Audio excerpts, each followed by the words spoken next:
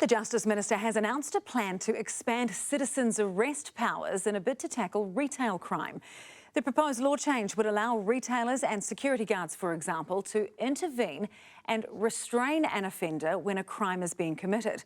But as Zane Small reports, the government's being accused of encouraging vigilante justice. Botany Liquor Centre in East Auckland, all boarded up this morning. It was targeted in a ram raid just after midnight. It's shocking. Despite security, including bollards, the offenders gained access and took off with stolen product. They took premium whiskies as well as vodka and some brandies. Police say 2 stolen vehicles arrived here and one of them was used to gain entry to the liquor store. The police Eagle helicopter was deployed and the offenders were located fleeing in one of the vehicles. A police chase followed and eventually 2 men aged 20 and 24, one of them a gang associate, were arrested. The coalition government promised to crack down on retail crime, but its own figures show retail theft is up 11%. To turn that around, the Justice Minister today announced a plan to expand citizens' arrest powers. Police do their very best to deal with all the circumstances that they have to, but the reality is that you can't have a police car on every corner. The Crimes Act would be amended so that citizens could intervene to stop a crime happening at any time of the day. The law would clarify that restraint could be used when making a citizen's arrest, and reasonable force could be used in defence of property. So what is reasonable force?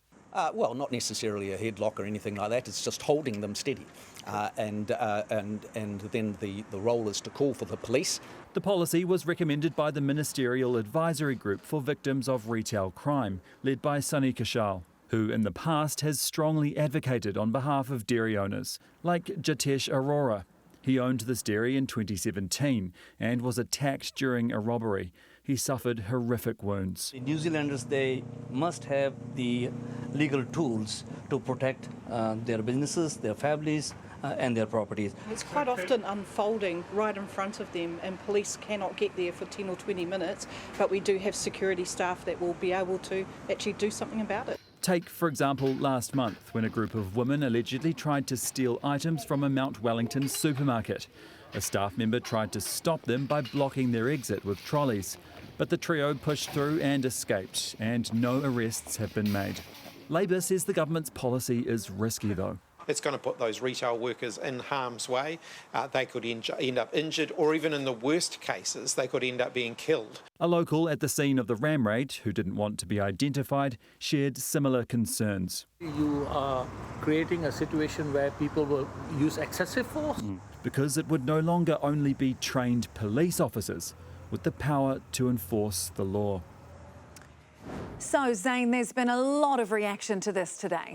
Yes, that's right. In just the past few hours, Brian Tamaki, the leader of Destiny Church and its affiliate group Man Up, he wrote on social media saying, quote, "How excited I am that Man Up is about to receive increased powers to police where law and order has failed."